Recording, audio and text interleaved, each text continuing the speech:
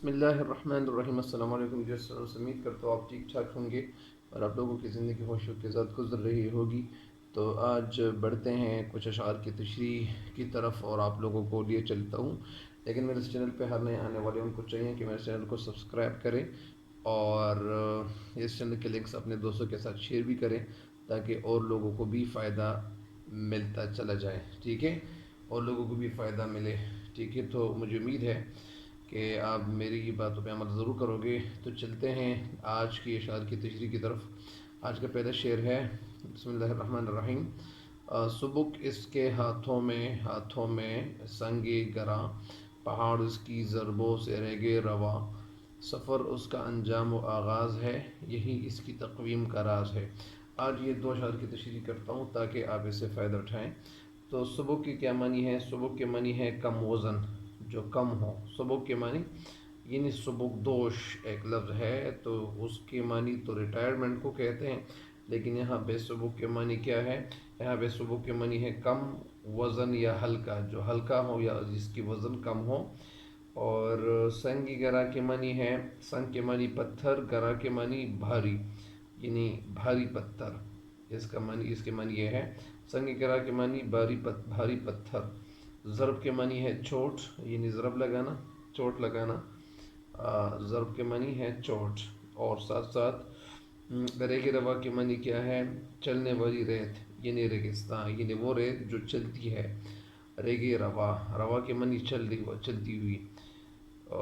इस शेर की तशरीह कुछ यूँ है कि शेर में कहना क्या चाहते हैं। शेर में जो बात समझाना चाहते हैं वो ये है कि वो बात ये है, शायद जो बात समझाना चाहते हैं कि खुद ही जब दर्जे कमाल तक पहुंच जाती है तो फिर वो बेपनाह क़ुव्वतों की हामिल बन जाती है। ज़ाहिरी बात है कि जब इंसान खुद ही के जज्बे से भरपूर हो जाए तो वो उनके अंदर बेपनाह क़ुव्वत आ जाती है और भारी पत्थर उसके सामने बिल्कुल मामूली लगता है, मामूली दिखाई देता है, और वो अपनी ज़रबों से और अपने वारों से पहाड़ों को रेज़ा रेज़ा करके रेगिस्तानों में बदल देती है। आपने देखा होगा कि बड़े बड़े पहाड़, जितने भी बड़े पहाड़ होते हैं उसमें बड़े बड़े पत्थर होते हैं, तो लोगों ने अपनी खुदी के ज़रिए उन पहाड़ों को रेज़ा रेज़ा करने की इन्हें कसम खाई है। मतलब इसका ये है कि बड़े बड़े पहाड़ वो खुदी के सामने कुछ नज़र नहीं आते। तो अल्लामा इक़बाल रहमतुल्लाह अलैह मुसलमानों के अंदर जो जज्बा पैदा कर रहे हैं या जो जज्बा बेदार कर रहे थे वो जज्बा ये था कि मुसलमानों तेरे सामने ज़मीं और है, आसमां और। तो इसी वजह से आप लोग जो है, आप लोगों के अंदर बड़ी क़ुव्वत है, बड़ी ताकत है, और आपके सामने कोई भी पहाड़, अगर पहाड़ जितना मजबूत यानी मसले मसाइल क्यों ना हो, और लेकिन वो भी आपके लिए आसान लगने लग जाएंगे।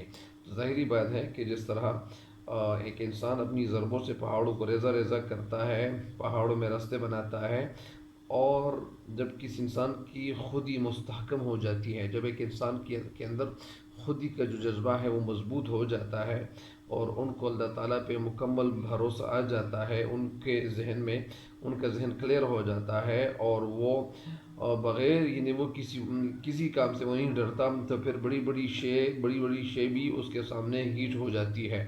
यानी ज़ाहिरी बात है कि एक इंसान के जब खुद ही मुस्तहकम हो, मज़बूत हो, उनके अंदर यानी ईमान का जो जज्बा है वो भरपूर हो, तो उनके सामने कोई भी चीज़ वो नज़र नहीं आती, बल्कि वो हर चीज़ उनके सामने हीज मालूम होती है, मामूली मालूम होती है। इस शेर की तशरीह एक दफ़ा फिर सुने।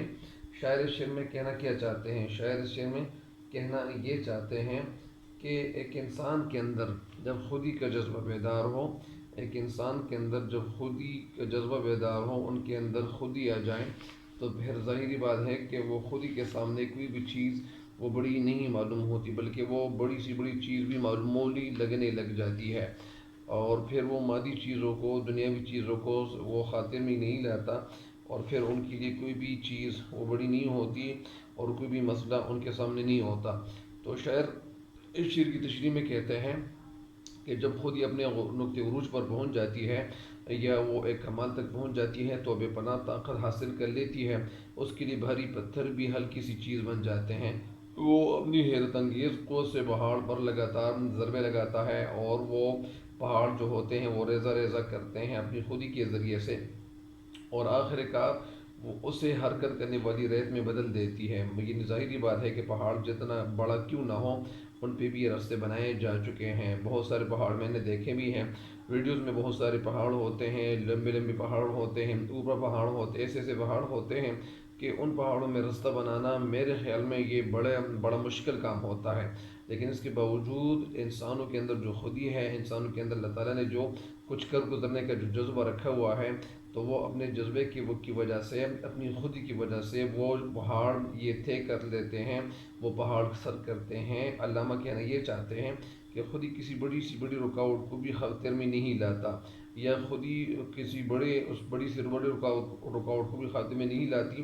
خودی کے معنی یہ ہے کہ خودداری ہے، خود شناسی ہے، خود کو پہچاننا کہ میں کیا ہوں، میں کیا نہیں ہوں۔ چنانچہ جب ایک انسان کی اپنی چھپی ہوئی صلاحیتوں کا پتہ چل جائے، جب ایک انسان کے اندر جو چھپی ہوئی صلاحیتیں ہیں، جو چھپے ہوئے اسرار ہیں، جو چھپی ہوئی باتیں ہیں، تو جب ان باتوں کو جب باہر نکالا جائے، لوگوں کو پتہ چل جائے کہ اس انسان کے اندر بہت کچھ لکھا ہوا، بہت کچھ ہے۔ علامہ اقبال رحمۃ اللہ کو پہلے تو لوگ نہیں جانتے تھے، لیکن جب علامہ اقبال رحمۃ اللہ کے حوالے سے لوگوں کو پتہ چل گیا، تو علامہ اقبال رحمۃ اللہ نے اپنی شاعری کے ذریعے مسلمانوں کو ایک ایسے راستے پہ ڈالا جو راستہ ان کے لیے اچھا تھا، بہترین بھی تھا۔ تو پھر شعر کہتے ہیں، تو پھر کون سا ایسا کام ہے جو وہ نہیں کر سکتا؟ یعنی ہمت کرے انسان تو کیا ہو نہیں سکتی، یہ شعر یہاں فٹ کیا جا سکتا ہے۔ ہمت کرے انسان تو کیا ہو نہیں سکتا، وہ کون سا عقدہ ہے جو وہ ہو نہیں سکتا۔ ایک انسان جب ہمت کرے تو ہمت کے سامنے کوئی بھی کام وہ مشکل نہیں ہوتا۔ ظاہری بات ہے کہ ہمت جب انسان کے اندر پیدا ہو، جذبہ بیدار ہو، تو پھر ان کے سامنے پہاڑ جتنے وہ مشکل کام کیوں نہ ہو، وہ بھی ان کے سامنے آسان لگنے لگ جائیں گے۔ تو اس کی تشریح مکمل ہو گئی ہے۔ آج کا جو دوسرا شعر ہے کہ سفر اس کے انجام و آغاز ہے، یہی اس کی تقویم کا راز ہے۔ سب سے پہلے آپ کو میں الفاظ کے معنی بتا دوں کہ تقویم کسے کہتے ہیں۔ تقویم کے معنی ہے یعنی قوی، پختگی اور بقا کو کہتے ہیں، یعنی باقی رہنے کو تقویم کہتے ہیں۔ آغاز کے معنی ہے شروعات، ابتدا۔ انجام کے معنی ہے اختتام یا انتہا۔ شاعر اس شعر میں کہنا کیا چاہتے ہیں؟ شاعر اس شعر میں ایک خوبصورت بات کی طرف ہماری توجہ مبذول کراتا ہے، اور ہماری توجہ کس طرح مبذول کراتا ہے۔ شاعر اس شعر میں کہنا یہ چاہتے ہیں کہ خودی کے گزشتہ بند کے بعض اشعار کی طرح، یعنی شاعر یہاں بھی سفر کو حرکت کے طور پر، علامت کے طور پر استعمال کرتے ہیں کہ سفر خودی کا آغاز بھی ہے اور انجام بھی، یعنی سفر خودی کا آغاز بھی ہے اور انجام بھی، اور اس کے جو مضبوط ہونے کا جو راز ہے، اور اس کے اندر جو مضبوطی ہے، وہ سفر میں کیا ہے، وہ مضبوطی چھپی ہوئی ہے، وہ مستحکم اور جو استحکام ہے وہ سفر میں وہ چھپی ہوئی ہے۔ یہ راز سفر کے اندر یہ چھپا ہوا ہے۔ دراصل سفر سے یہاں مراد حرکت اور جدوجہد ہے۔ یعنی ایک انسان جب سفر کرے گا، ایک انسان کیا کرے گا، محنت کرے گا اور وہ حرکت کرے گا، کوشش کرے گا، صحیح کرے گا، تو ظاہری بات ہے کہ ان کو فائدہ ضرور ملے گا۔ اور حرکت اور جدوجہد کے بغیر منزل تک رسائی مشکل ہی نہیں بلکہ ناممکن بھی ہوتی ہے۔ ظاہری بات ہے کہ سفر وسیلے ظفر، یہ کہ ایک انسان جب سفر کرتا ہے تو سفر کے ذریعے سے بہت کچھ سیکھتا ہے۔ اگر میں آپ کو یہاں یہ بتا دوں کہ علامہ اقبال رحمۃ اللہ کا مطلب یہاں کیا ہے، علامہ اقبال رحمۃ اللہ کا مطلب یہاں یہ ہے کہ شاعر شعر میں کہنا کیا چاہتے ہیں۔ شاعر شعر میں کہنا یہ چاہتے ہیں کہ جب ایک انسان کے اندر خودی مستحکم ہو، یعنی خودی شروع بھی سفر ہی سے ہوتی ہے اور ختم بھی سفر ہی پر ہوتی ہے، اسی سفر میں اس کے پختہ ہونے اور باقی رہنے کا بھید یعنی راز چھپا ہوا ہے۔ اگر اس انسان میں سفر اور گردش کے بجائے ایک جگہ قائم رہنے، اگر ایک انسان سفر نہ کرے اور وہ ایک جگہ پہ ٹھہرا رہے اور وہ ایک جگہ پہ قائم رہیں، ادھر ادھر نہ جائیں اور کوشش نہ کریں، اور ایک جگہ پہ یعنی وہ پاؤں پہ پاؤں رکھے بیٹھ جائیں اور کچھ بھی نہ کریں، تو پھر کیا ہوگا؟ اس انسان کا خاتمہ ہوگا، اس انسان کی کوئی حیثیت نہیں رہے گی۔ اگر میں آپ کو سب سے پہلے یہ بات بتا دوں کہ آج کل بھی بہت سارے لوگ فارن کنٹریز میں چلے جاتے ہیں اعلیٰ تعلیم حاصل کرنے کے لیے۔ اگر یہ لوگ اعلیٰ تعلیم حاصل کرنے کے لیے باہر نہ جائیں اور پھر اپنے ملک میں بھی وسائل نہ ہوں، تو پھر وہ انسان کیسے ترقی کر سکتا ہے؟ لیکن آج کل الحمدللہ وہ مسائل یا وہ تعلیم جو پہلے لوگ دور جا کر حاصل کرتے تھے، آج وہ تعلیم انسان کے لیے آسان لگنے لگ گئی ہے، آسان ہونے لگی ہے۔ لیکن بہت سارے لوگ ایسے ہیں، بہت سارے طلباء ایسے ہیں کہ وہ تعلیم حاصل کرنے کی بجائے وہ اپنا وقت ضائع کر رہے ہیں، اور کتابیں پڑھنے کی بجائے وہ کتابیں پڑھ نہیں رہے ہیں، اور ان کے اندر کتابوں کا جو ذوق ہے وہ ختم ہو گیا ہے۔ اسی وجہ سے یہ مسلمان جو ہے وہ مار کھا رہا ہے، اور اسی وجہ سے مسلمان ذلیل ہو رہا ہے۔ تو اسی وجہ سے کہ مسلمان اپنے آپ کو پہچانے، اپنے آپ کو پہچانے کہ میں کیا ہوں، میں کیا نہیں ہوں، میرے اندر اللہ تعالیٰ نے کتنی صلاحیتیں رکھی ہوئی ہے۔ تو اگر ایک مسلمان کی صلاحیتیں، ایک انسان کی صلاحیتیں وہ استعمال ہونا شروع ہو جائیں تو ظاہری بات ہے کہ ایک انسان وہ آگے جا سکتا ہے، اور ان کے اندر اللہ تعالیٰ بڑی زیادہ یعنی بڑی قوت رکھی ہوئی ہے۔ تو اسی وجہ سے آپ پرانے دور میں لوگ کیا کرتے تھے، پرانے دور میں یعنی جو ہم قصے کہانیاں پڑھتے ہیں، جس طرح یہ شیخ عبد القادر جیلانی کے حوالے سے پڑھتے ہیں، اور اس طرح کچھ اور لوگ بھی کہ پرانے دور میں لوگ قافلوں کی صورت میں، کیراوان کی صورت میں جاتے تھے اور سفر کرتے رہتے تھے۔ لیکن پرانے دور میں سفر کرنا بڑا دشوار کام ہوتا تھا، لیکن آج کل سفر جو ہے وہ آسان کام ہو گیا ہے، اور آج کل اگر کوئی جانا چاہے فارن کنٹریز میں، باہر بیرونی ملک میں جانا چاہیں تو آسانی کے ساتھ جا سکتا ہے۔ تو ظاہری بات ہے، لیکن اگر کوئی کتابیں پڑھنا چاہیں تو کتابیں اتنی زیادہ موجود ہے، نیٹ پہ، انٹرنیٹ پہ سرچ کی جا سکتی ہے کہ میں بتا ہی نہیں سکتا، وہ بتانے سے باہر ہے۔ تو ظاہری بات ہے کہ آج کل علم آسان ہو گیا ہے، لیکن علم سیکھنے والے وہ نہیں رہے ہیں۔ تو لہٰذا یعنی ایک انسان جب سفر، اس کا انجام و آغاز ہے، جس طرح ایک انسان سفر کرتا ہے، کوشش کرتا ہے، تو کوشش کی وجہ سے انسان کی کیا ہے، انسان کی بقا ہے، انسان باقی رہ سکتا ہے۔